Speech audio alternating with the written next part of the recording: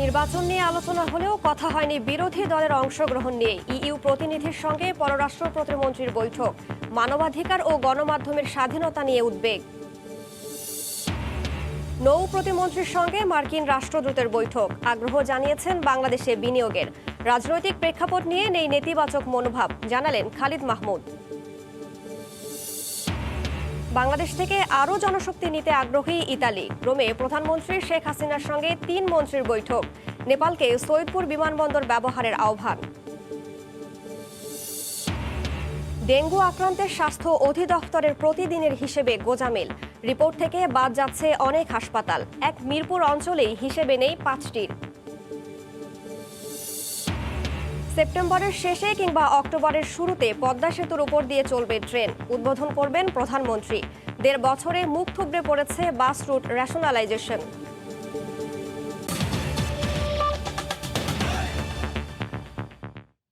সময় সংবাদের সঙ্গে আছি আমি রাইসা জান্নাত। বাংলাদেশের জাতীয় নির্বাচনের আগে মানবাধিকার পরিস্থিতি ও গণমাধ্যমের স্বাধীনতা নিয়ে উদ্বেগ জানিয়েছেন ঢাকা সফররত ইউরোপীয় ইউনিয়নের মানবাধিকার বিষয়ক বিশেষ প্রতিনিধি ইমন গিলমোর। জাতীয় মানবাধিকার কমিশন চেয়ারম্যানের সঙ্গে বৈঠক করে পরামর্শ দিয়েছেন খুন গুম বিচার বহির্ভূত হত্যাকাণ্ড নিয়ে। পররাষ্ট্র প্রতিমন্ত্রী শাহরিয়ার আলম জানিয়েছেন, নির্বাচন নিয়ে আলোচনা হলেও ছিল না রাজনৈতিক দলের অংশগ্রহণ প্রসঙ্গ। বাংলাদেশ সফরে আবারও ইউরোপীয় ইউনিয়ন। 7 দিনের সফরে ঢাকায় মানবাধিকার বিষয়ক বিশেষ প্রতিনিধি ইমন গিলমোর দ্বিতীয় দিনে ব্যস্ত সময় অতিবাহিত করেন তিনি। মঙ্গলবার সকালে রাজধানীর কারওয়ান বাজারে জাতীয় মানবাধিকার কমিশন চেয়ারম্যানের সঙ্গে ঘণ্টাব্যাপী বৈঠক করেন ইমন গিলমোর। পরে গণমাধ্যমকে জানান, বাংলাদেশের নির্বাচন সামনে রেখে মানবাধিকার পরিস্থিতি ও গণমাধ্যমের স্বাধীনতা নিয়ে উদ্বেগ আছে ইইউর। জাতীয় মানবাধিকার কমিশনকে কিছু পরামর্শ দেওয়া হয়েছে বলেও জানান তিনি।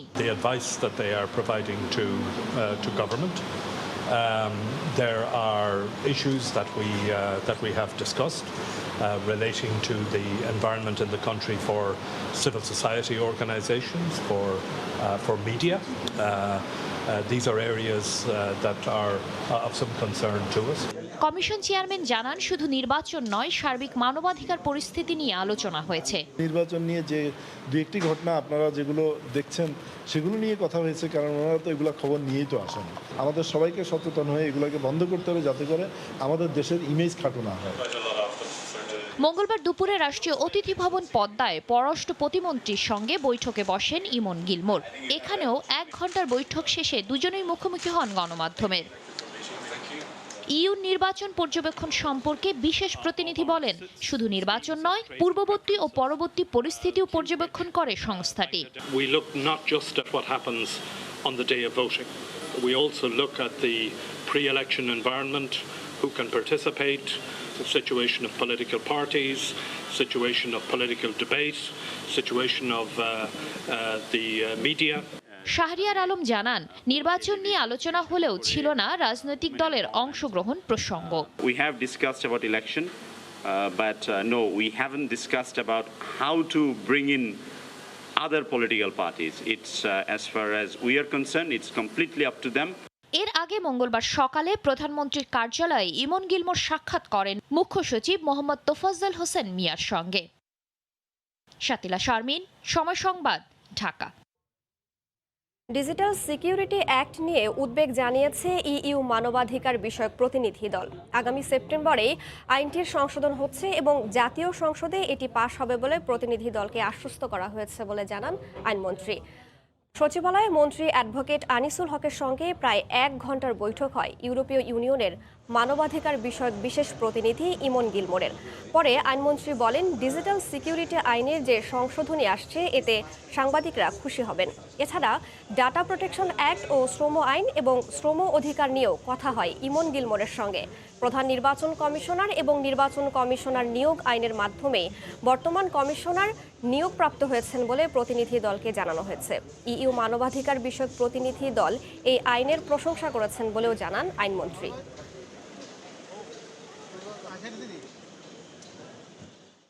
আমি মনে করি যে এই আলোচনাগুলি আমাদের মধ্যে যদি কোথাও কখনো কোনো ভুল বোঝাবুঝি হয়ে থাকে সেগুলি দূর করার জন্য অত্যন্ত গুরুত্বপূর্ণ এবং সেগুলি অনেক ক্ষেত্রেই দূর হচ্ছে। প্রধান নির্বাচন কমিশনার এবং নির্বাচন কমিশনার নিয়োগের ব্যাপারে সেটার ব্যাপারে আমি তাকে বলেছি এবং এটাও আমি বলেছি যে এই উপমহাদেশে এটাই প্রথম এবং গত 50 বছরে এই আইন করা হয় নাই।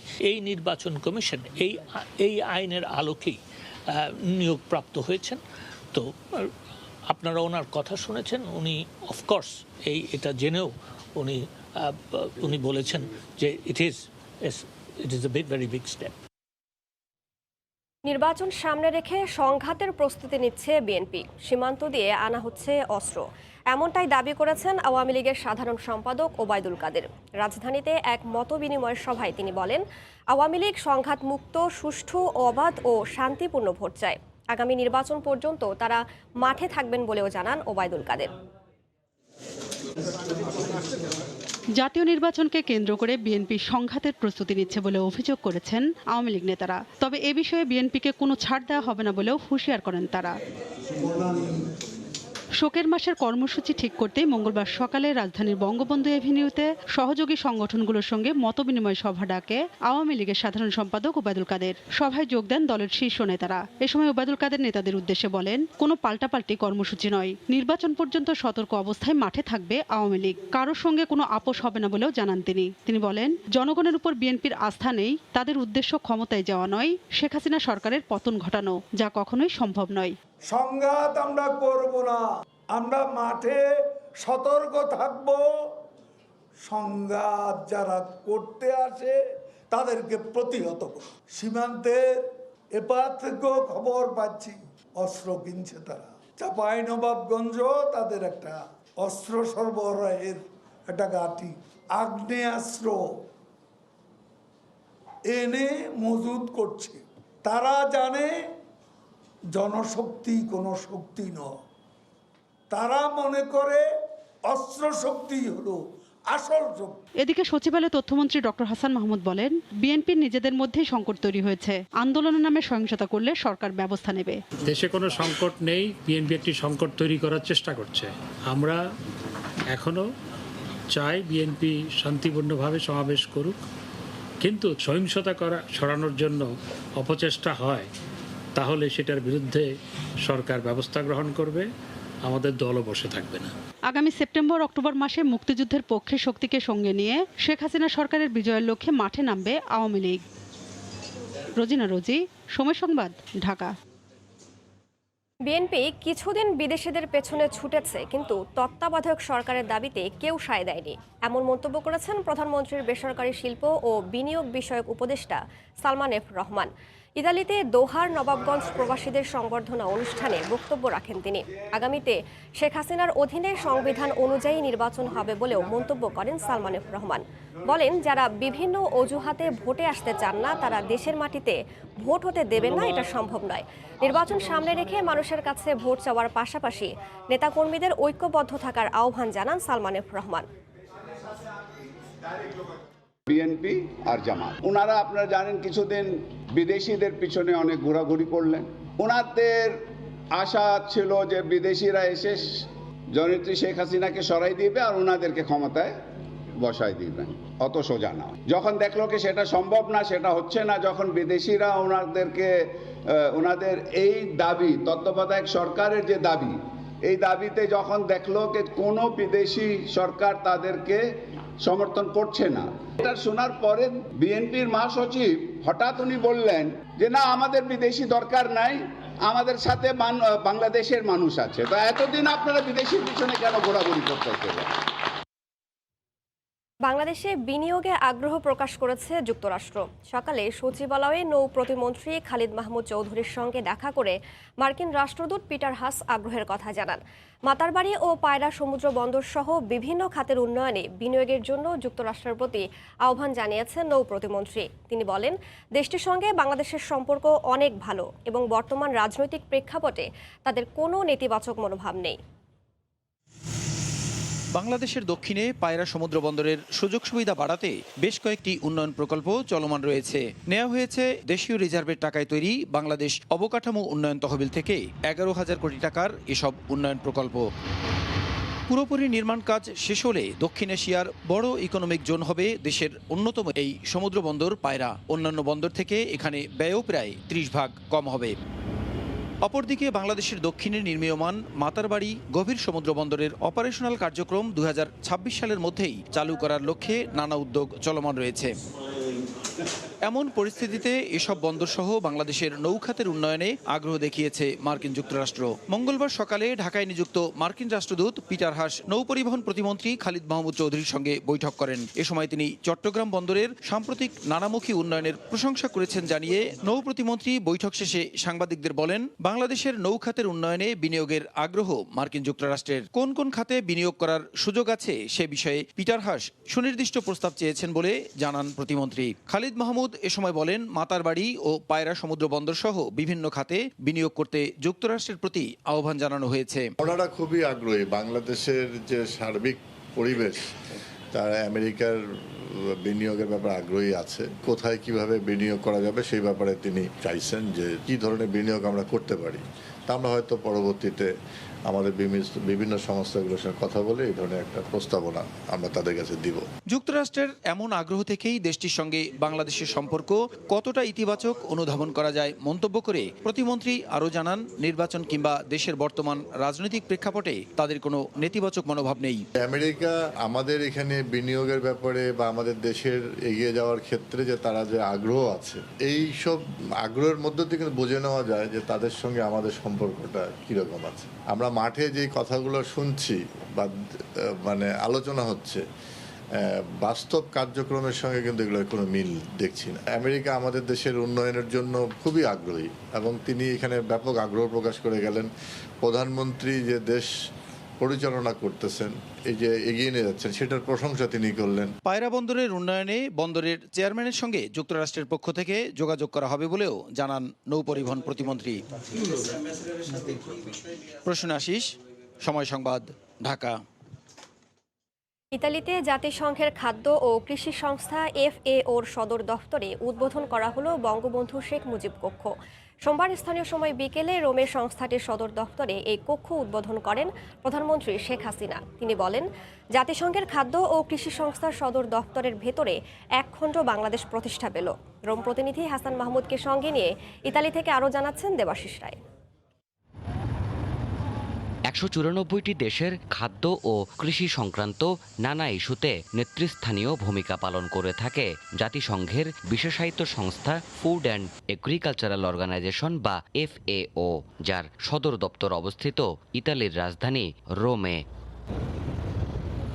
সংস্থাটির খাদ্য ব্যবস্থাপনা সংক্রান্ত শীর্ষ সম্মেলনে যোগ দিতে প্রধানমন্ত্রী শেখ হাসিনাও এখন অবস্থান করছেন রোমেই। সোমবার শীর্ষ সম্মেলনের আনুষ্ঠানিকতা শেষে প্রধানমন্ত্রী FAO সদর দপ্তরের ডি ভবনের 2য় ফ্লোরে বঙ্গবন্ধু শেখ মুজিব কক্ষ উদ্বোধন করেন।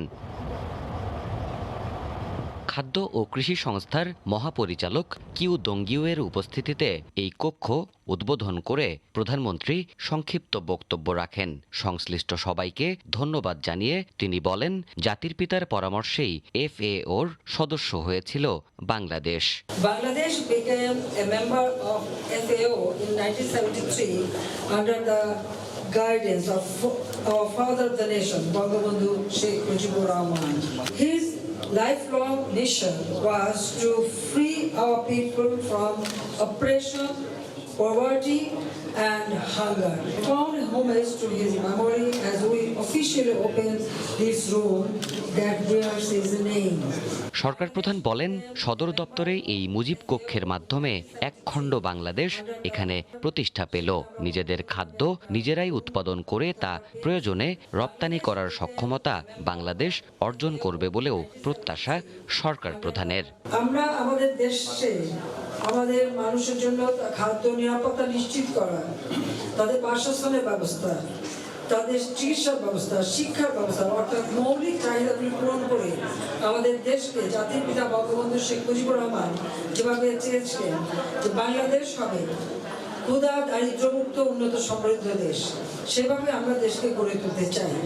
এবং আমরা সবসময় এটাই চিন্তা করেছি, কারোর কাছে হাত পেতে চলবো না, নিজেদের খাদ্য নিজেরা উৎপাদন করব, নিজেদের খাদ্য চাহিদা পূরণ করব, প্রয়োজনীয় উদ্বৃত্ত আমরা বিদেশে পাঠাবো। জাতির পিতা বঙ্গবন্ধু শেখ মুজিবুর রহমানের জন্মশতবার্ষিকী উপলক্ষে এই কক্ষটি প্রতিষ্ঠা করা হয়, যার মাধ্যমে উজ্জ্বল হলো বাংলাদেশের নাম। তাদের খাবারের নিরাপত্তা। দেবাশিস রায়, সময় সংবাদ, রোম, ইতালি। বাংলাদেশ থেকে কৃষি ও সেবা খাতে আরও জনশক্তি নিতে আগ্রহ প্রকাশ করেছে ইতালি। রোমে প্রধানমন্ত্রীর সঙ্গে দেশটির 3 জন মন্ত্রী বৈঠক করে এমন আগ্রহের বিষয়টি তুলে ধরেন। এছাড়া আমদানি নির্ভরতা কমাতে বাংলাদেশে গম এবং ভোজ্য তেল উৎপাদন বাড়াতে আন্তর্জাতিক কৃষি উন্নয়ন তহবিল IFADর সহযোগিতা চেয়েছেন প্রধানমন্ত্রী। পাশাপাশি নেপালের প্রধানমন্ত্রীর সঙ্গেও আলাদা করে বৈঠক করেছেন শেখ হাসিনা। ইতালির রোম থেকে বিস্তারিত জানাচ্ছেন দেবাশিস রায়। জাতিসংঘের খাদ্য ও কৃষি সংস্থা FAO আয়োজিত ফুড সিস্টেম সামিটে যোগ দেওয়ার পাশাপাশি একগুচ্ছ সাইডলাইন বৈঠক করেন প্রধানমন্ত্রী শেখ হাসিনা। সোমবার দিন শেষে FAO সদর দপ্তরে প্রধানমন্ত্রীর সঙ্গে দেখা করেন ইতালির 3 জন মন্ত্রী। বৈঠকে উপস্থিত ছিলেন দেশটির কৃষিমন্ত্রী ফ্রান্সেসকো ললোবিগ্রিদা, ইন্টেরিয়র মন্ত্রী মাতেও পিয়ান্তেডোসি এবং বিচারমন্ত্রী কার্লো নর্দিও। তারা ইতালির সেবা খাত ও কৃষিতে আরও দক্ষ বাংলাদেশি কর্মী চান। অবৈধ প্রবাসী শ্রমিকদের নিয়েও উদ্বেগ প্রকাশ করেন তারা। এ সময় প্রধানমন্ত্রী অবৈধভাবে ইতালিতে বসবাসকারী বাংলাদেশিদের মধ্যে দক্ষ ও ভালো শ্রমিকদের বৈধতা দেওয়ার আহ্বান জানান। পরে প্রধানমন্ত্রীর সঙ্গে FAO সদর দপ্তরের মুজিব কক্ষে সৌজন্য সাক্ষাৎ করেন IFAD প্রেসিডেন্ট অ্যালভারো ল্যারিও। আমদানি নির্ভরতা কমাতে বাংলাদেশে গম এবং ভোজ্য তেল উৎপাদন বাড়াতে আন্তর্জাতিক কৃষি উন্নয়ন তহবিলের সহযোগিতা চেয়েছেন প্রধানমন্ত্রী শেখ হাসিনা। কার্যকর খাদ্য সংরক্ষণাগার গড়ে তুলতেও সংস্থাটির সহায়তা চান সরকার প্রধান। এর আগে দুপুরে ওয়ার্ল্ড ফুড প্রোগ্রামের এক্সিকিউটিভ ডিরেক্টর সিন্ডি হেন্সলেই ম্যাককেইন প্রধানমন্ত্রীর সঙ্গে দেখা করেন। এ সময় বাংলাদেশে আশ্রয় নেয়া রোহিঙ্গাদের খাদ্য সহায়তা দিতে তহবিল বাড়ানোর জন্য WFPর প্রতি অনুরোধ করেন প্রধানমন্ত্রী। এছাড়া সাইডলাইনে নেপালের প্রধানমন্ত্রী পুষ্পকমল দহলের সঙ্গেও বৈঠক হয় প্রধানমন্ত্রী শেখ হাসিনার। এ সময় নেপাল থেকে ভারত হয়ে যে 40 মেগাওয়াট বিদ্যুৎ আমদানির প্রক্রিয়া চলছে, সেই পরিমাণ আগামীতে আরও বাড়বে বলে আশা প্রকাশ করেন শেখ হাসিনা। প্রথম ট্রাইল্যাটারাল এই প্রক্রিয়ায় বিদ্যুৎ বাণিজ্য আরও সম্প্রসারিত হবে বলেও প্রত্যাশা উঠে আসে দুই তরফেই। এসবের বাইরেও ফুড অ্যান্ড এগ্রিকালচারাল অর্গানাইজেশনের মহাপরিচালক কিউ ডঙ্গিউয়ের সঙ্গেও বৈঠক হয় প্রধানমন্ত্রীর। এ সময় বাংলাদেশে খাদ্য ও কৃষি খাতে অভূতপূর্ব উন্নয়নের জন্য প্রধানমন্ত্রী শেখ হাসিনার নেতৃত্বের ভূয়সী প্রশংসা করেন FAO-DG।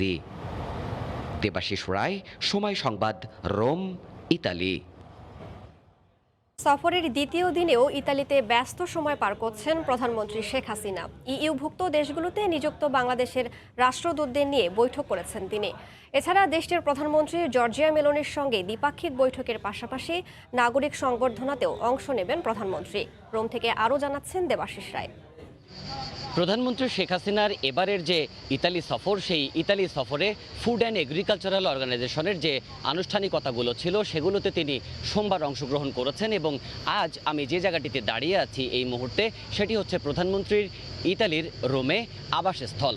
আমার পেছনের যে হোটেলটি দেখা যাচ্ছে পার্কো ডি প্রিন্সিপি গ্র্যান্ড হোটেল, এই গ্র্যান্ড হোটেলেই প্রধানমন্ত্রী শেখ হাসিনা অবস্থান করছেন এবং এই মুহূর্তে তিনি একটি বৈঠক করছেন যেটিকে বলা হচ্ছে এনভয় কনফারেন্স। ইউরোপিয়ান ইউনিয়নভুক্ত যে 15টি দেশ রয়েছে সেই 15টি দেশে কর্মরত যে রাষ্ট্রদূতগণ রয়েছেন সেই রাষ্ট্রদূতদের নিয়ে তিনি বৈঠক করছেন এবং এই বৈঠকটিতেই তিনি আগামী দিনে কিভাবে বাংলাদেশের সঙ্গে কূটনীতিকভাবে আরও বেশি সম্পৃক্ততা বাড়ানো যায় এই ইউরোপীয় দেশগুলোর, সেই বিষয়ে তিনি দিক নির্দেশনা দিচ্ছেন। হয়তোবা অল্প কিছুক্ষণ পরেই প্রধানমন্ত্রী শেখ হাসিনা এই দূত সম্মেলনে আনুষ্ঠানিক বক্তব্য দেবেন, তখন সেই বক্তব্য আমরা সরাসরি আপনাদেরকে দেখাতে পারবো। এর পরপরই প্রধানমন্ত্রী শেখ হাসিনা চলে যাবেন পালাজ্জো চিগিতে, অর্থাৎ পালাজ্জো চিগি হচ্ছে ইতালির প্রধানমন্ত্রীর কার্যালয়। সেখানে ইতালির প্রধানমন্ত্রী জর্জিয়া মেলোনির সঙ্গেও স্থানীয় সময় দুপুর 3টায় তার বৈঠক করার কথা রয়েছে এবং সেখান থেকে তিনি আবারও প্রধানমন্ত্রীর এই পার্কো ডি প্রিন্সিপি দ্য গ্র্যান্ড হোটেলে ফিরবেন এবং সেখানে প্রবাসী বাংলাদেশিরা যে সংবর্ধনার আয়োজন করেছেন, দূতাবাস এবং ইতালি প্রবাসী বাংলাদেশিদের যে নাগরিক সংবর্ধনার আয়োজন করা হয়েছে প্রধানমন্ত্রীর সম্মানে, সেই নাগরিক সংবর্ধনাতেও তিনি এই হোটেলেই কথা বলবেন। এখন পর্যন্ত এই ছিল প্রধানমন্ত্রীর ইতালি সফরের আমার কাছে থাকা সবশেষ তথ্য। পরবর্তীতে নতুন কোনো তথ্য যোগ হলে আবারও জানিয়ে দেব আপনাদের সঙ্গে। প্রধানমন্ত্রী শেখ হাসিনার ইতালি সফরের সবশেষ খবরগুলো জানাচ্ছিলাম আমি দেবাশিস রায়, সময় সংবাদ, রোম, ইতালি। ডেঙ্গুর বাস্তব চিত্রের সঙ্গে মিল নেই স্বাস্থ্য অধিদপ্তরের হিসেবে। তাদের দেয়া তথ্যের চেয়ে আক্রান্তের সংখ্যা অনেক বেশি। প্রতিদিনের রিপোর্ট থেকে বাদ যাচ্ছে অনেক হাসপাতাল। আবার আক্রান্তের যে সংখ্যা প্রতিদিন তুলে ধরা হয় সেখানে শুধু ভর্তি রোগীর তথ্যই থাকছে, বাদ যাচ্ছে বাড়িতে থেকে চিকিৎসা নেয়ারা। বিশেষজ্ঞরা বলছেন অধিদপ্তরের এমন দায়সারা কাজে উল্টো ডেঙ্গু নিয়ন্ত্রণ ব্যাহত হচ্ছে।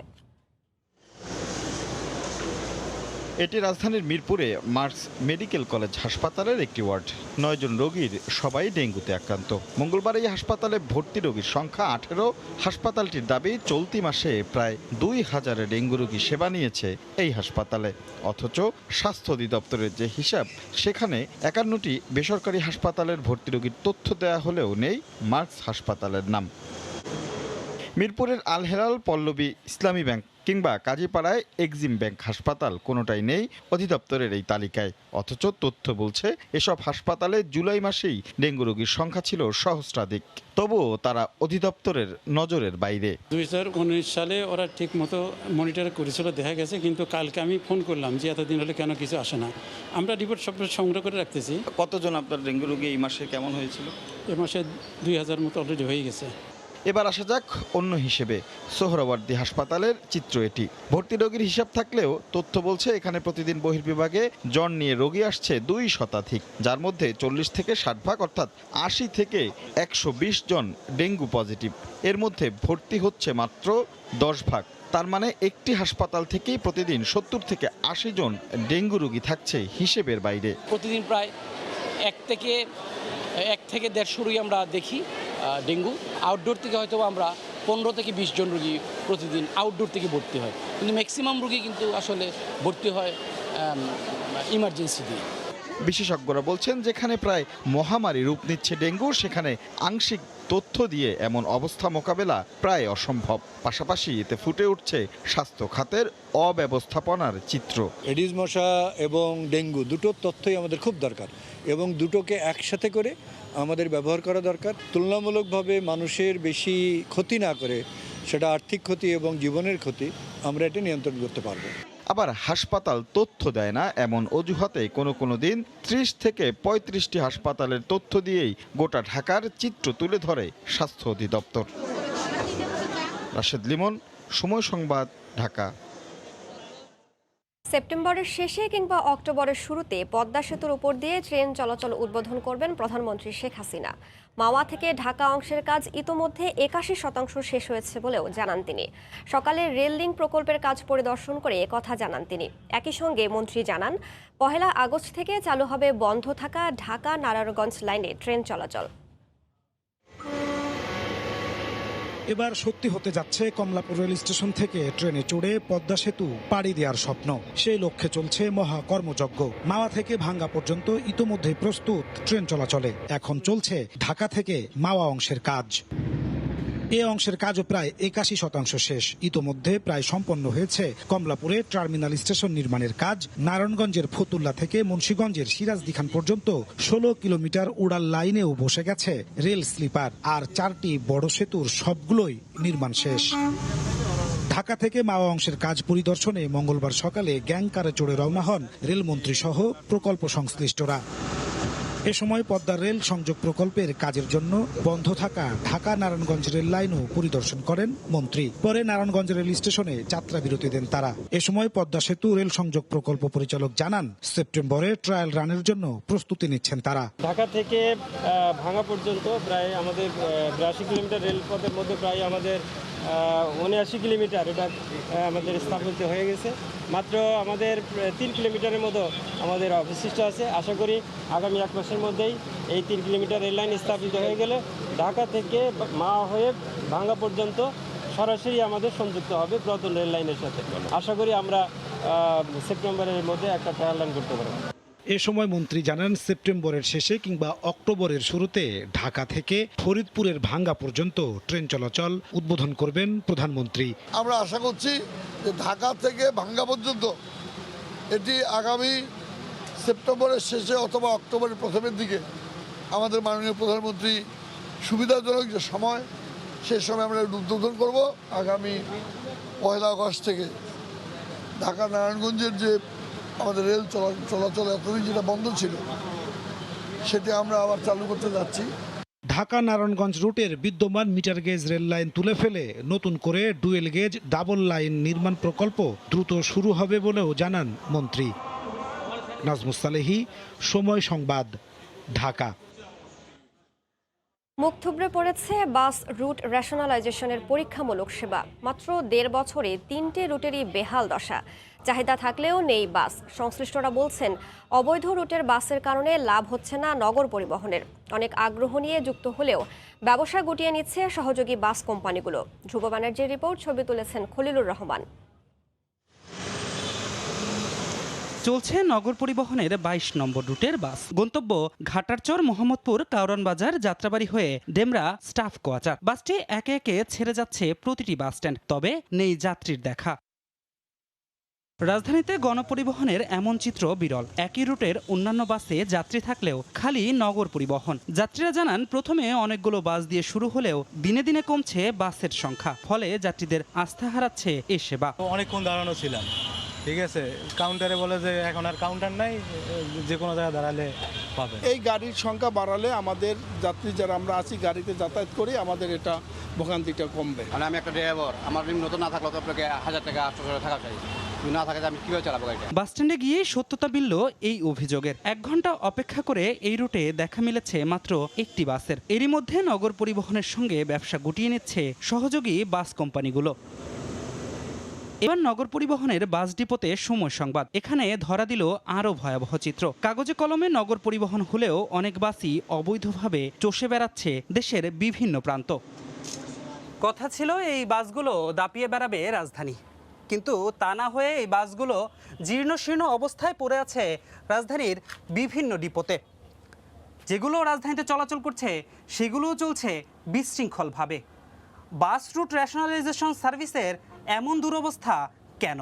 পরিবহন সংশ্লিষ্টরা বলছেন, বাস রুট সমন্বয় না করে এই সার্ভিস চালু করায় যাত্রী সংকটে লোকসান গুনছে নগর পরিবহন। তাই বিশেষজ্ঞদের মত, বাস রুট পুনর্বিন্যাস আর মালিকপক্ষের সিন্ডিকেট না ভাঙলে ভেস্তে যাবে রেশনালাইজেশনের সব পরিকল্পনা। আমরা দিয়ে দিছি হানিফকে যে তুমি এই রুটে 50টা গাড়ি চালাও। সে 50টা গাড়ির জায়গায় 30টা গাড়ি দিয়ে শুরু করতে যেয়ে সে যখন দেখছে ইনকাম হচ্ছে না, যেই ডিসিপ্লিন অনুযায়ী তাকে চালাতে বলা হয়েছে সেই ডিসিপ্লিন অনুযায়ী সে তার জায়গায় প্যাসেঞ্জার নিতে পারছে না, বিকজ অবৈধ যারা চলছে তারা এখানে এসে পড়ছে। বিনিয়োগ করার জন্য অনেকেই বসে আছে, কিন্তু আপনাকে ওই গ্যারান্টি দিতে হবে যে এই রুটে অবৈধ বাস বা অন্যান্য ব্যানারের যে বাসগুলি চলছে সেটা তুলে দিতে হবে। এবং সেটা তুলতে গেলে যে বিরাট সিন্ডিকেটের কথা বলছি, মধ্যস্বত্বভোগী থেকে শুরু করে অনেকে এখানে অনেক সুবিধা পাচ্ছে, এই সিন্ডিকেটটা কিন্তু আগে ভাঙতে হবে। নগর পিতার দায় সারা জবাব। রুট পারমিটবিহীন বাসগুলোকে শৃঙ্খলার মধ্যে আনার প্রক্রিয়া চলছে। নির্দেশনা দেওয়া হয়েছে বিআরটিএ এবং ট্রাফিক বিভাগকেও। আমরা যখন যাই ম্যাজিস্ট্রেট থাকে তখন কিন্তু অন্য রুটে কিন্তু বাস চলে না। কিছু কিছু রুটে কিন্তু এখন আমরা দেখছি যে বাস চলে আসছে। যেগুলো বাস চলে আসছে অবশ্যই আমরা পুলিশকে বলেছি যে আপনাদের ম্যাজিস্ট্রেট লাগলে ম্যাজিস্ট্রেট আমাদের থেকে নেন, রুট পারমিট বিহীন যেটা আছে ওটি এখানে চলতে পারবে না। তবে শৃঙ্খলা ফেরাতে এমন বিশৃঙ্খল গণপরিবহন থেকে মুক্তি চান নগরবাসী। ধ্রুব ব্যানার্জি, সময় সংবাদ, ঢাকা। ইউরোপীয় ইউনিয়নভুক্ত দেশে কর্মরত বাংলাদেশের রাষ্ট্রদূতদের নিয়ে রোমের দূত সম্মেলনে বক্তব্য রাখছেন প্রধানমন্ত্রী শেখ হাসিনা। সরাসরি যাচ্ছি সেখানে। তাদেরকে কিন্তু এটা মানে দিয়ে দিচ্ছি, ব্যবসাটা দিয়ে দিচ্ছি। অনেক দেশ এখন এগিয়ে আসছে, কাজেই এখন যারাই আসুক, বিশেষ করে উইন্ড এনার্জি এবং সোলার এনার্জি, এটার ব্যাপারে কিন্তু আমাদের উন্মুক্ত। কাজে এটা যারাই আসবে বলবেন, আমরা তাদেরকে কিন্তু জায়গা দিয়ে দিতে পারবো, কারণ আমাদের বিশাল কোস্টাল বেল্ট আছে, কাজে আর সেখানেই তো আমরা করতে পারি। তো আমরা সেভাবে আমাদের পরিকল্পনা রয়েছে, আমরা করে যাচ্ছি। আরেকটি বিষয় হচ্ছে আমাদের ইপিজেডগুলির যে আইনের কথা বলা হলো, এটা নিয়ে কিন্তু মূলত আমি যখন 96 সালে সরকার আসি তখন এটা নিয়ে কথা হচ্ছিল। তখন ইপিজেডের যে আইন ছিল সেই আইনে ট্রেড ইউনিয়ন করা যেত না। আমরা যখন সেটা পরিবর্তন করতে গেলাম, যারা বিনিয়োগ করেছিল তারা বলেছিল তারা বিনিয়োগ প্রত্যাহার করে নিয়ে যাবে। তখন আইএলওর সাথে এবং আমাদের যে আলোচনা হয় সেই আলোচনার পরিপ্রেক্ষিতে ওই ট্রেড ইউনিয়ন শব্দটা বাদ দিয়ে সেখানে আমরা লেবার ওয়েলফেয়ার অ্যাসোসিয়েশন করি। এটা কিন্তু স্বীকৃত ছিল, সবাই আলোচনার মাধ্যমে কিন্তু এটা আমরা বাস্তবায়ন করি এবং সেভাবে কিন্তু এতদিন চলছিল। এখন আবার নতুনভাবে এসেছে আবার ট্রেড ইউনিয়নের ব্যাপারে। তবে এখন যারা বিনিয়োগে আছে এখানে আমাদের বাংলাদেশেরও অনেকে বিনিয়োগ শুরু করেছে, কাজে তাদের সঙ্গে আলোচনা হয়েছে। কাজে আমরা সেই আইনটা কিন্তু ইতিমধ্যে ক্যাবিনেটে পাশ করে দিয়েছি, আগামীতে হয়তো পার্লামেন্টে পাশ হয়ে যাবে। আর লেবার ল যেটা বিএনপির আমলে 2006 সালে ওরা পাশ করেছিল, সেখানে আমরা অপোজিশনে ছিলাম, আমাদের অনেকগুলো অ্যামেন্ডমেন্ট ছিল যেটা তারা গ্রহণ করেনি। আমরা সরকার গঠন করার পর সেগুলো কিন্তু অ্যামেন্ডমেন্ট করে লেবার ল আমরা একেবারে আমাদের যারা শ্রমিক তাদের কল্যাণের দিকে বিশেষভাবে দৃষ্টি রেখেই কিন্তু আমরা এই আইনটা করেছি। আইএলওর যে সমস্ত কনভেনশন এবং প্রোটোকল, বাংলাদেশ বোধহয় একমাত্র দেশ যারা আমাদের প্রশ্ন তুলে সেসব দেশও কিন্তু এগুলি করেনি। অনেক বড় দেশ জানি আমরা 4টে প্রোটোকলের মধ্যে 4টে আমরা করে দিয়েছি, আর যারা আমাদের উপরে প্রশ্ন আনতেছে তারা 2টার বেশি করেনি। যেগুলি কনভেনশন ছিল সেগুলি আমরা প্রায় মাত্র 2টা ছাড়া বাকি সবই করেছি, কিন্তু যারা এইগুলি প্রশ্ন ওঠায় তারা কিন্তু নিজেরাই করেনি। এটা হলো বাস্তবতা। তাদের দেশে একটা শ্রমিক একটু যদি স্ট্রাইক করে সাথে সাথে চাকরি থেকে বের করে দেয়। আমরা কিন্তু মানবিক দিকটা দেখি। এই কোভিড-19-এর সময় গার্মেন্টস ফ্যাক্টরির যে সমস্ত শ্রমিক তাদেরকে আমরা সরাসরি, যেমন আমাদের ব্যবসার জন্য প্রত্যেক ব্যবসায়ীকে আমরা বিশেষ প্রণোদনা দিয়েছি, পাশাপাশি এই শ্রমিকরা তাদের বেতন আমরা কিন্তু সরাসরি সরকারের কাছ থেকে তাদের অ্যাকাউন্টে টাকা দিয়ে দিয়েছি এবং সেখানে আমাদের প্রচুর সাবসিডি দিতে হয়েছে। এবং এই যে ব্যবসায়ীদেরও আমরা যে প্রণোদনা দিয়েছি সেখানে আমরা তাদেরকে খুব অল্প সুদে ঋণ দিয়েছি, আর বাকি ঋণটা যেটা ব্যাংকের জন্য পাওনা সেটা সরকারের পক্ষ থেকে আমরা কিন্তু ভর্তুকি দিয়েছি। কাজে ব্যবসা বাণিজ্য যেন সচল থাকে, ইন্ডাস্ট্রি যেন সচল থাকে সেদিকে দৃষ্টি দেখে আমাদের যারা দরিদ্র তাদের জন্য আমরা নগদ টাকা সাহায্য দিয়েছি এবং এই সাহায্য কোনো শ্রেণীর পেশার কেউ বাদ যায়নি। এমনকি যে রিক্সার পিছনে পেন্টিং যারা করে তাদের থেকে শুরু করে সাংস্কৃতিক যন্ত্রসেবী যারা তারা থেকে শুরু করে আমাদের মানে সাংবাদিক থেকে শুরু করে মানে কি বলে মসজিদের ইমাম মুয়াজ্জিন, আমাদের যারা এমনকি এমপিওভুক্ত না সেই ধরনের শিক্ষক, প্রত্যেকটা শ্রেণী পেশার মানুষকে কিন্তু আমরা এই প্রণোদনাটা এবং নগদ অর্থ সাহায্য দিয়েছি। এটা যেমন কিছু সরকারি কোষাগার থেকে দেওয়া হয়েছে, কিছু আমি নিজে আমাদের প্রধানমন্ত্রীর তহবিল থেকে আমি দিয়েছি। কাজে এভাবেই কিন্তু আমরা মানুষের পাশে দাঁড়াচ্ছি। মানবাধিকারের কথা যারা বলে, এখন আমার প্রশ্ন হচ্ছে যে এই যে যখন করোনার সময় মানুষ অসুস্থ, আমাদের দেশে যারা এখন মানবাধিকার নিয়ে সোচ্চার তারা কিন্তু কোনোদিন কাউকে এক মুঠো খাবারও দেয়নি, কোনো একটা সাহায্য করেনি। কিন্তু আমরা বিনা পয়সায় ভ্যাকসিন দিয়েছি, বিনা পয়সায় টেস্টিং এবং সব কিছুর জন্য আমরা কাজ করেছি। আমি বলতে পারি যে পানির মতো টাকা আমরা খরচা করেছি, কোনো ফিরে তাকায়নি। এবং অনেক সময় অনেক সরকারি ক্রয়তে অনেক রকম নিয়ম মানতে হয়, আমি সোজা টেলিফোনে বলে দিচ্ছি এটা করতে হবে, নিয়ম যা মানতে হবে পরে আমি সই করে দেবো, তোমরা আগে ভ্যাকসিন আনো, আগে সিরিঞ্জ আনো, আগে লোকবল ঠিক করো, ভলান্টিয়ার ঠিক করো, রাখার জন্য ফ্রিজার দরকার। এই যে ভ্যাকসিনকো সবার আগে এগিয়ে এসছে ভ্যাকসিন কেনার ব্যাপারে, আমরা আগাম অর্থ দিয়েছি। বললাম যে সরকার থেকে দিতে গেলে সমস্যা, তোমাদের টাকা দিচ্ছি, তোমরা আগে বুক করো। 1200 কোটি টাকা আমরা যখন রিসার্চ চলছে তখন দিয়ে আমরা বুক করেছি, এভাবে আমরা কিছু কাজ করেছি। অর্থাৎ আমরা যদি মানবাধিকার যদি সংরক্ষণ করে থাকি সেটা আওয়ামী লীগই করে, আর যারা এখন মানবাধিকার নিয়ে সোচ্চার হয় তারা তো মানুষ খুন করে, তারা অগ্নিসন্ত্রাস করে মানুষ হত্যা করেছে, গ্রেনেড হামলা করেছে, 15ই আগস্টে জাতির পিতা এবং সমস্ত পরিবারকে হত্যা করেছে। এখনও তো মানবাধিকার নিয়ে আমাদের কাছে কথা বলতে আসে যারা আমার বাবা মা ভাই আমার আত্মীয় পরিবার পরিজনকে গুলি করেছে, সেই খুনিরা তো সে দেশে বহাল তবিয়তে আছে। আমরা বারবার অনুরোধ করা সত্ত্বেও তাদেরকে ফেরত দেয় না। অর্থাৎ মানবাধিকার লঙ্ঘনকারীদের প্রোটেকশন দেওয়া আর যারা মানবাধিকার সংরক্ষণ করে তাদের বিরুদ্ধে যাওয়া, এটা একটা খেলা আমি দেখতে পাচ্ছি।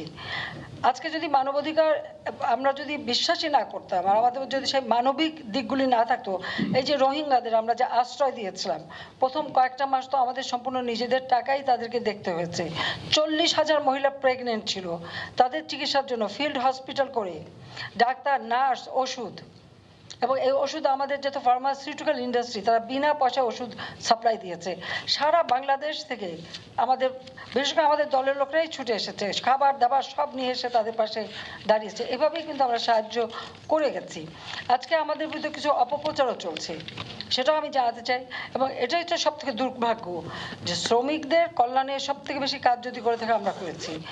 তাদের বেতন বাড়ানো, আমাদের এই গার্মেন্টসের শ্রমিকদের বেতন কত ছিল? আমি যখন প্রথম সরকার গঠন করি মাত্র 800 টাকা ছিল, আমরা 1600 টাকায় উন্নীত করে যাই। সেটা কার্যকর করে আমরা এর মধ্যে 5 বছর শেষ হয়ে যায়। বাংলাদেশের ইতিহাসে প্রথম এই যে ক্ষমতা হস্তান্তর, আমরাই শান্তিপূর্ণভাবে ক্ষমতা ওই কেয়ারটেকার হাতে ক্ষমতা হস্তান্তর করে চলে আসি।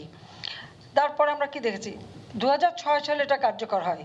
2009 আমি সরকার গঠন করে এই গার্মেন্টসদের শ্রমিকদের বেতন আমরা সেই 1600 থেকে তাদের 3,500 টাকায় উন্নীত করে দিই। দ্বিতীয়বার সরকার এসে আমরা 5,300 টাকা উন্নীত করি।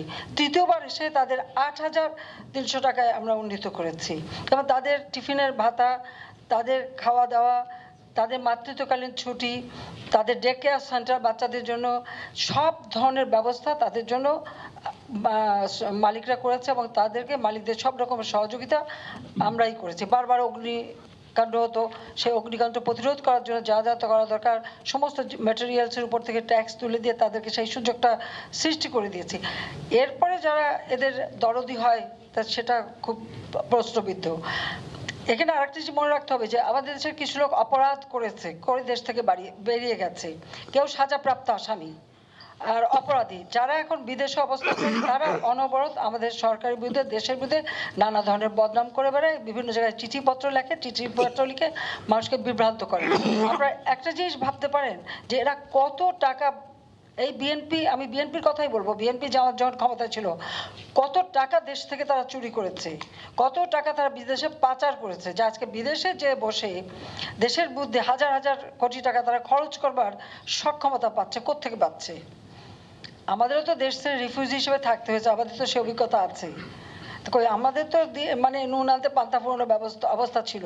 তো এরা এত টাকা বিলাসবহুল জীবনযাপন আর তারপরে এই ধরনের মিথ্যা অপপ্রচার, কাজে এই মিথ্যা অপপ্রচার করে মানুষকে বিভ্রান্ত করা। শ্রমিকদের ব্যাপারে আমি তাই দেখি, শ্রমিকদের কল্যাণে যারা বেশি কথা বলে তারা শ্রমিকদের জন্য কতটুকু কাজ করেছে। হ্যাঁ, শ্রমিকের বেতন মানে ওয়েজ বাড়লে সেখান থেকে পার্সেন্টেজ তারা পায়, এটাই তাদের লাভ এবং ওই জন্যই তারা কথা বলে। শহীদুল হকের মৃত্যুর ব্যাপারে হঠাৎ শুনলাম মানে আমাদের কোনো এক বড় দেশ থেকে লিখে ফেললো শহীদ কি সরকারি দল মেরেছে। সরকারি দল কেন মারতে যাবে শ্রমিকদের? অথচ সে আমার দলের লোক, গাজীপুর ওখানকার একটা ইউনিয়ন আওয়ামী লীগের জয়েন্ট সেক্রেটারি, তার স্ত্রী ক্যান্সারে ভোগে, তাকে আমরা চিকিৎসায় সহযোগিতা করি। সে এখানে 2 শ্রমিক সংগঠনের মধ্যে মারামারিতে সে মারা গেছে, অমনি সেটা ওই বিএনপির বানিয়ে তার নিয়ে নানা কথা লেখা শুরু হয়ে গেল, এর থেকে চিঠিপত্র সব। কিন্তু যে মারা গেছে সে তো আওয়ামী লীগ সংগঠনের এবং সে শ্রমিক সংগঠনও করে। তো এটা হলো বাংলাদেশের মিথ্যাচার। বিএনপির যে চরিত্র অগ্নিসন্ত্রাস, আগুন দিয়ে পুড়িয়ে পুড়িয়ে যারা মানুষ মারতে পারে, 3,800 গাড়ি পুড়িয়েছে তারা, 3,000 মানুষ অগ্নিদগ্ধ, 500 মানুষ আগুনে পুড়ে মারা গেছে। নির্বাচন ঠেকানোর নামে 2023-24 500 ভোট কেন্দ্র জ্বালিয়ে দিয়েছিল, 76টা সরকারি অফিস, 6টা ভূমি অফিস, তার উপর 29টা আমাদের ট্রেন, নতুন নতুন আমরা রেল লাইন লাগিয়ে করেছি বা নতুন বগি এনেছি, ইঞ্জিন এনেছি, আগুন দিয়ে পুড়িয়েছে। বাস, আর্টিকুলেট বাস থেকে শুরু করে যা যা কিনেছে সেগুলি জ্বালিয়ে পুড়িয়েছে, আর মানুষ তো পুড়িয়ে পুড়িয়ে বেড়েছে। এখনও সেই পোড়া মানুষগুলি ঘুরে বেড়ায়। মানবাধিকারের কথা বলে 75-এর পর থেকে যাদেরকে হত্যা করা হয়েছে সেনাবাহিনী, নৌবাহিনী, বিমান বাহিনী এবং আমাদের আওয়ামী লীগ নেতা কর্মী, অনেকে তো পরিবর্তন লাশও পায়নি, এখনো তারা কেঁদে ফেরে। তাহলে তাদের এত কথা আসে, তখন এই কথাগুলিকে তারা মনে রাখতে পারে না। এই অপপ্রচার চালিয়ে দেশের মানুষের ক্ষতি করা। ভোটের অধিকার মিলিটারি ডিক্টেটররা কখনো ভোটের অধিকার দেয়নি, বরং ভোটের অধিকার কেড়ে নিয়েছিল। ভোটের অধিকার এদেশের মানুষের নিশ্চিত করেছে আমরা, আওয়ামী লীগ। আমাদেরই স্লোগান, আমার ভোট আমি দেবো, যাকে খুশি তাকে দেব। এবং সেই ভোট যাতে মানুষ নিশ্চিতভাবে দিতে পারে, স্বচ্ছ ব্যালট বাক্স, ছবিসহ ভোটার তালিকা করা, আইডি কার্ড দেওয়া, এই সব কিছু আওয়ামী লীগের এবং আমরা জোট করেছিলাম তাদের মধ্যেই আমরা সেইগুলি করেছি। আজকে আমাদের সরকার আমলের যে কটা উপনির্বাচন এবং স্থানীয় সরকার নির্বাচন হচ্ছে, হ্যাঁ, এখানে লোকালি হয়তো নিজেদের মধ্যে নিজেরাই মারামারি লাগে, কিন্তু সরকারের পক্ষ থেকে কখনো ভোট চুরি করতে বা ভোট সিল মারা বা ভোট কেড়ে নেওয়া আমরা তো সেটা করতে চাইনি। জনগণ আমাদের ভোট দিয়েছে, আমরা জনগণের ভোটে নির্বাচিত হয়ে এসেছি। আর এরা তো ইলেকশনই করেনি। আর যারা নির্বাচনই করলো না, নির্বাচন ঠেকাতে যে অগ্নিসন্ত্রাস করলো, ভোট কেন্দ্র পোড়ালো, প্রিসাইডিং অফিসার মেরে ফেললো, পুলিশ মারলো, 29 জন পুলিশ মেরেছে, তো তারা আবার ভোটের উপর কথা বলে কিভাবে? 2018 নির্বাচনে তারা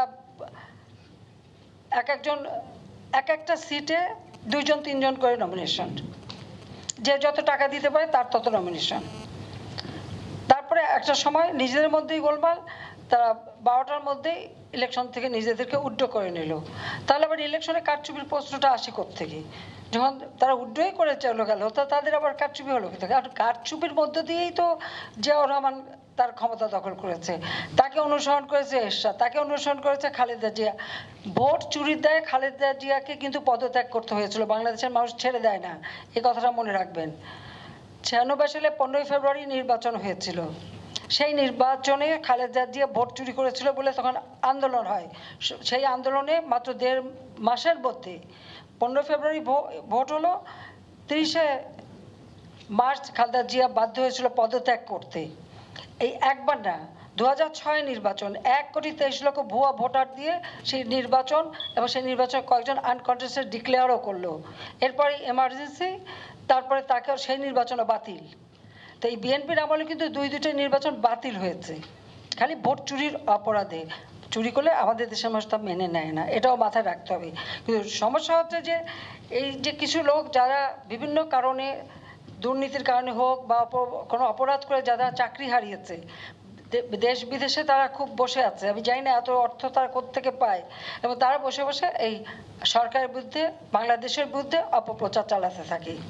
এবং এগুলি কিন্তু খুবই, মানে আমার মনে হয় সবাই একটু খোঁজ নিলেই দেখতে পারবেন যে অতি চেনা পরিচিত কিছু মুখ, এবং প্রত্যেকটা জায়গায় তারা মিথ্যা অপপ্রচার দেয়। এই অপপ্রচারে আমাদের অনেক সময় বিদেশিরা বিভ্রান্ত হয়ে পড়ে। আর দু একটা দেশ তো আছেই সারাক্ষণ, মানে প্রত্যেক ইলেকশনের আগেই মানে আওয়ামী লীগকে কীভাবে সরাবে সেই দিকেই ব্যস্ত, এবং তাদের কাছ থেকে আমার মানবাধিকার কথা শুনতে হয়, যেখানে খুনিদের আশ্রয় দেয়, অগ্নিসন্ত্রাস, জঙ্গিবাদ, সন্ত্রাসের সাথে জড়িত তাদের নিয়ে ওঠা বসা। তারা আসে, যারা অগ্নিসন্ত্রাসের আসামি তাদের মানবাধিকার নিয়ে তারা ব্যস্ত, কিন্তু যে ভিকটিম, যা স্বজন হারা বা যে পুড়ে গেছে তাদের নিয়ে তাদের চিন্তা নাই। এটা একটা অদ্ভুত ব্যাপার আমি বাংলাদেশে দেখি। যাক, আমি এটুকু বলবো যে আজকে বাংলাদেশ এত প্রতিকূল অবস্থার মধ্যেও, এবং কোভিড-19 অতিমারি এবং এই ইউক্রেন যুদ্ধ, তার মধ্যেও কিন্তু আমাদের অর্থনীতিটাকে আমরা এগিয়ে নিয়ে যাচ্ছি। বিনিয়োগ আমরা চাই, আমরা বিনিয়োগ চাই, কারণ আমরা এই জন্য 100টা অর্থনৈতিক অঞ্চল তৈরি করে দিচ্ছি, যাতে আমার কৃষি জমি আমি বাঁচাতে পারি। খাদ্য নিরাপত্তাটা সব থেকে বেশি গুরুত্ব। আজকে যখন বিশ্বব্যাপী খাদ্য মন্দা এবং সারা বিশ্বে কিন্তু খাদ্য ঘাটতি দেখা দিচ্ছে, যে কারণে আজকে এই জাতিসংঘ কর্তৃক এই সামিটের আয়োজন করা হয়েছে, এবং আমি এসেছি এই কারণেই, যে কারণ আমরাও সবাই দুশ্চিন্তাগ্রস্ত। তবে আমাদের দেশে আমরা যেটা করেছি, আমরা সাধারণ মানুষকে আহ্বান করেছি 1 ইঞ্চি জমি যেন অনাবাদি না থাকে, যে যা কিছু পারেন উৎপাদন করেন। এবং আমি কৃতজ্ঞতা জানাই বাংলাদেশের মানুষের প্রতি, তারা কিন্তু আমাদের কথাটা মানে এবং করে যাচ্ছে, প্রত্যেকেই করে যাচ্ছে। এবং এটা করার আগে আমি আমার নিজেটা নিজেই করেছি, নিজেটা নিজে করেই আমি তারপরে বলছি। আমার গণভবন এখন একটা খামার বাড়ি, আর আমার মানে দাদার আমলের থেকে যত জমি আছে সেগুলি যা অনাবাদি ছিল ইতিমধ্যে তার প্রায় 500 একরের মতো আমরা পরিষ্কার করে আমাদের আশেপাশে গ্রামের সবার জমি ওগুলো আমি নিজে উদ্যোগী হয়ে আমরা সেগুলি সাফ করে এবার ফসল হয়েছে এবং ধীরে ধীরে আরও যাতে হয় সে ব্যবস্থা নিয়েছে এবং নতুন নতুন পদ্ধতিও আমরা আবিষ্কার করে সেখানে আমরা করে যাচ্ছি। কাজে এভাবেই আমরা চাচ্ছি যে খাদ্যের নিরাপত্তার জন্য আমাদের দেশের মানুষের জন্য নিশ্চিত থাকে সেই ব্যবস্থাটা আমরা নিচ্ছি। আমাদের এখানে বিনিয়োগের জন্য আপনারা বলছেন যে হ্যাঁ এটা বাস্তব, আমার মনে হয় এখানে আমাদের উপদেষ্টা আছে বিডা, মানে আমাদের বিনিয়োগ কর্তৃপক্ষ, তিনি দেখাশোনা করেন। আমি তাকেও বলবো যে কোন কোন প্রজেক্ট কোথায় কোথায় আমরা কি করতে চাই তার একটা তালিকা যদি পাঠিয়ে দেয় তাহলে খুব সুবিধা হয় সবার সঙ্গে কথা বলতে, যে কারা কোথায় বিনিয়োগ করতে আসবে, আমরা তাদেরকে সেই ব্যবস্থাটা দিতে পারি। এবং বাংলাদেশের মানে আর্থিক সক্ষমতা এবং ভাবমূর্তি আজকে সারা বিশ্বব্যাপী উজ্জ্বল হয়েছে বলেই তো সারা বিশ্বের বিভিন্ন দেশ বিনিয়োগ করতে আগ্রহী। তার ভিতরে যে কিছু লোক যারা কোনোদিনই এই দেশটাকে মানে একটা মর্যাদাপূর্ণ জায়গায় নিতে পারেনি, তাদেরই অপপ্রচার আর কিছু অপরাধী যারা নিজেরা অপরাধ করে বিদেশে আশ্রয় নিয়ে বাংলাদেশের বিরুদ্ধে অপপ্রচার চালাচ্ছে, এদের বিরুদ্ধে সবাইকে সজাগ থাকতে হবে। আজকে আপনাদের সাথে কথা বলে সবথেকে ভালো লাগলো, কারণ এর আগেও যখন কথা বলেছি তখন ওই মানে ঠিক কূটনৈতিক ব্যবসা বিষয়টা, রাজনৈতিক বিষয়টাই বেশি এসেছে, কিন্তু আজকে আমি দেখলাম আমাদের প্রত্যেকটা এনভয় সবাই আপনারা কিন্তু এই অর্থনৈতিক দিকটা, আর্থিক ব্যবস্থাপনা এবং বিনিয়োগে যারা আগ্রহী সেই বিষয়গুলি কিন্তু আপনাদের কথায় ফুটে উঠেছে। সেজন্য সবাইকে ধন্যবাদ জানাচ্ছি যে ঠিক আমরা যেটা চাচ্ছিলাম যে আমাদের ডিপ্লোম্যাসি হবে ইকোনমিক ডিপ্লোম্যাসি, তো সেই দিকে আপনারা যে নজর দিয়েছেন এবং তার আপনাদের আলোচনার মধ্য দিয়ে অনেক আভাস আমরা পেলাম, অনেকগুলি বিষয় আমরা জানতে পারলাম, যেটা আমি মনে করি আমাদের কাজ করতে হবে। আর রোহিঙ্গাদের ব্যাপারে বলবো যে হ্যাঁ, মানবিক কারণেই তাদেরকে আমরা স্থান দিয়েছিলাম। এখানেও একটা প্রশ্ন, এতগুলি মানুষকে আমরা যে আশ্রয় দিলাম আমাদের মানবিকতা আছে বলেই, মানবতা বোধ আছে বলেই তো আশ্রয় দিয়েছি, তো সেখানে আমাদেরকে মানবতা বিরোধী বলে কোন মুখে, সেটাই আমার প্রশ্ন। আমাদের আশ্রয়, খাদ্য, পানীয়, সব চিকিৎসা, সব ব্যবস্থাই তো আমরা করে দিয়েছি। ভাষাঞ্চলে আমি হাজার হাজার কোটি টাকা ব্যয় করে তাদের যে ঘর বাড়ি করে এখন সেখানে যে কটা পরিবার আছে অত্যন্ত সুন্দর একটা পরিবেশে তারা বসবাস করছে। এদেরকে আমরা বিদেশে, তারা স্বদেশে যাতে প্রত্যাবর্তন করতে পারে, আমরা কিন্তু মিয়ানমারের সাথে ঝগড়া করতেও যাইনি, যুদ্ধ করতেও যাইনি, কারণ আমাদের কূটনীতি খুব পরিষ্কার। আমাদের বৈদেশিক নীতিমালা জাতির পিতা দিয়ে গেছেন, সকলের সাথে বন্ধুত্ব, কারোর সাথে বৈরিতা নয়। আমরা মিয়ানমারে যখন এই ঘটনা, তখনও আমরা কিন্তু এটা নীতিটা মেনে তাদের সাথে আলোচনা করে তাদের সাথেই আমরা কথা বলছি যে আপনাদের নাগরিক আপনারা ফেরত নিয়ে যান। তো এই ফেরত নেওয়ার ব্যাপারে দেখি কিছু কিছু জায়গা থেকে প্রচণ্ড বাধা আসে। এই বাধাটা কেন আসে আমি বুঝি না। এরা কতদিন ঘর ছাড়া থাকবে, কতদিন এরা বাড়ি ছাড়া থাকবে, কতদিন নিজের স্থান ছাড়া থাকবে। আজকে যে শিশুটা জন্ম নিচ্ছে সে তো তার পরিচয়, তার স্বদেশ ভূমি ভুলে যাবে। আর যারা একটু ছোট ছোট এসছে তারা এখন আজকে 5 বছর, তারা তো বড় হয়ে যাচ্ছে। তারা কি পরিবেশে বড় হচ্ছে, ক্যাম্প জীবনে বড় হচ্ছে, তাহলে তাদের ভবিষ্যৎটা কি? তাদের নিরাপত্তার বিষয়ে যারা চিন্তা করে, আমি মনে করি যে আন্তর্জাতিক সংস্থাগুলি তাদের তো উচিত মিয়ানমারে কাজ করা, তাদের উচিত মিয়ানমারকে আরও তাদের উপরে দৃষ্টি রাখা এবং এদেরকে ফেরত দিয়ে তাদের যত রকম সহযোগিতা মিয়ানমারে বসেই দেওয়া।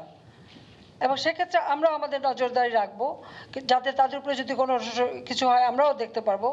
কিন্তু এটাই তো সব থেকে বেশি বড় কথা, তাদের ফেরত যেতে হবে।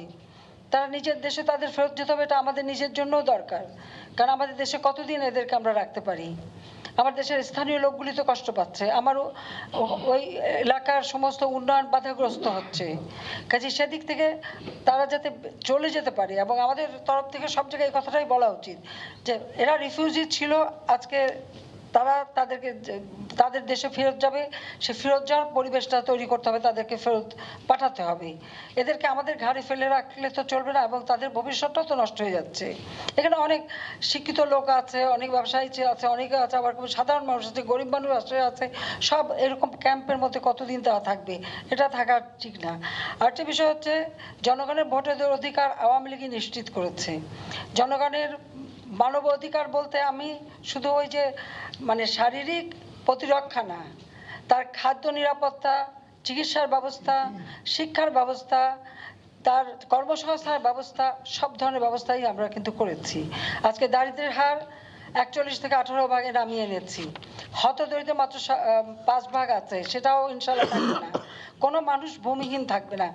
ইতিমধ্যে আমরা কয়েকটা জেলা উপজেলা আমরা এই ভূমিহীন জেলা নেই, সেখানে সকল মানুষের ঘর আছে, সবার জমি আছে। আমরা কিন্তু একেবারে হিসাব করে প্রত্যেকটা মানুষকে করে দিচ্ছি। ইইউভুক্ত দেশে কর্মরত বাংলাদেশের রাষ্ট্রদূতদের নিয়ে রোমে দূত সম্মেলনে বক্তব্য রাখছেন প্রধানমন্ত্রী শেখ হাসিনা। সরাসরি যুক্ত ছিলাম সেখানে। আনুষ্ঠানিকভাবে ইন্টার মায়ামির অধিনায়কত্ব পেয়েছেন লিওনেল মেসি। নতুন দায়িত্বে আরও সফল হবেন আর্জেন্টাইন তারকা, এমনটাই আশা কোচ তাতা মার্তিনোর। এদিকে টানা দ্বিতীয় জয়ের খোঁজে লিগস কাপে বুধবার ভোর 5:30টায় আটলান্টা ইউনাইটেডের মুখোমুখি হবে ইন্টার মায়ামি। ক্রুজ আজুলের বিপক্ষে যখন ধুঁকছে দল, তখনই দুর্দান্ত ফ্রি কিকে দলকে জিতিয়েছেন। তার জাদুকরী পারফরমেন্সে আনন্দ অশ্রু বয়ে গিয়েছিল ক্লাবটির কো ওনার ডেভিড বেকহ্যামের চোখেও। তিনি তো হীরা খুঁজে ক্লাবে এনেছেন। আনন্দটা তাই ইংল্যান্ডের সাবেক অধিনায়কের কাছে একটু বেশি।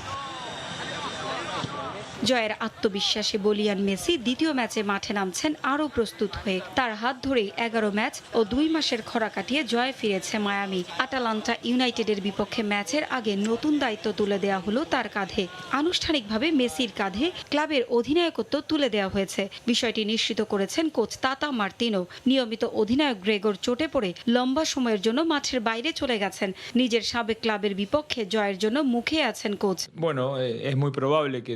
আটলান্টার বিপক্ষে শুরুর একাদশী নামবেন মেসি। তাকে আমরা অধিনায়কের দায়িত্ব দিয়েছি। আশা করছি নতুন দায়িত্ব সে আরো ভালোভাবে পালন করবে।